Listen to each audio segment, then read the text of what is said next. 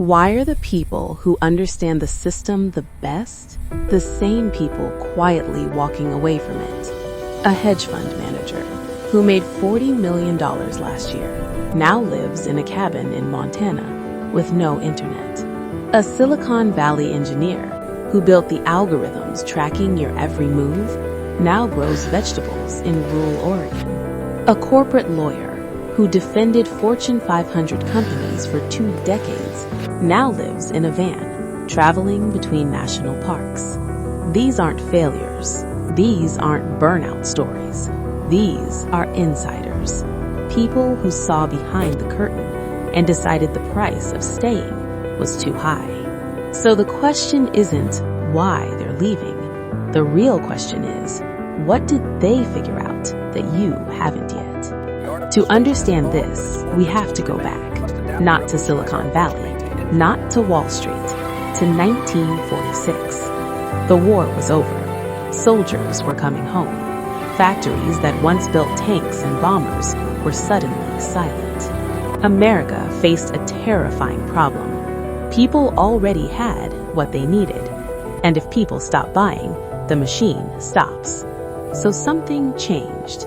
They stopped selling products and started selling desire. They hired psychologists. They studied fear. They learned how to bypass logic and speak directly to insecurity. Edward Bernays, the nephew of Sigmund Freud, helped design modern advertising.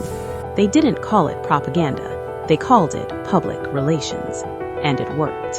By the 1950s, people weren't buying things because they needed them. They were buying them because their neighbor had them, because television told them they deserved them, because not having them meant they were falling behind. And that's when the treadmill began. For the first time in history, your identity became tied to what you consumed. You weren't judged by your character or your values. You were judged by your car, your house, your brand. You became a walking billboard for your economic status. And the brilliance of the system was that it never let you finish. They created planned obsolescence, fashion cycles, products designed to break.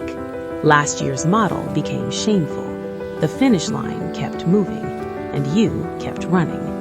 Then came the strongest chain of all, debt. Because a person in debt can't say no. A mortgage keeps you working.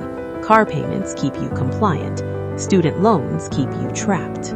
We told an entire generation, follow your dreams, then handed them bills they can never escape. That's not education, that's control. And somewhere along the way, the smartest people started asking dangerous questions. If the game is rigged, why am I still playing?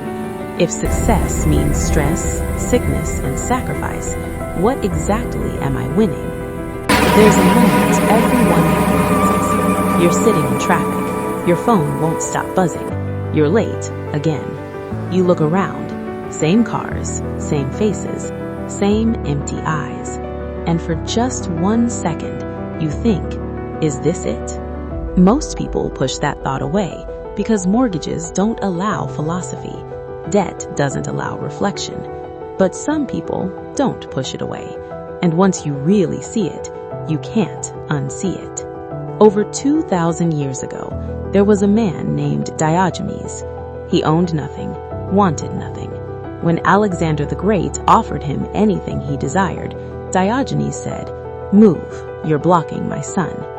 That moment terrified powerful men because Diogenes was untouchable.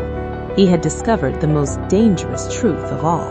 A person who wants nothing cannot be controlled.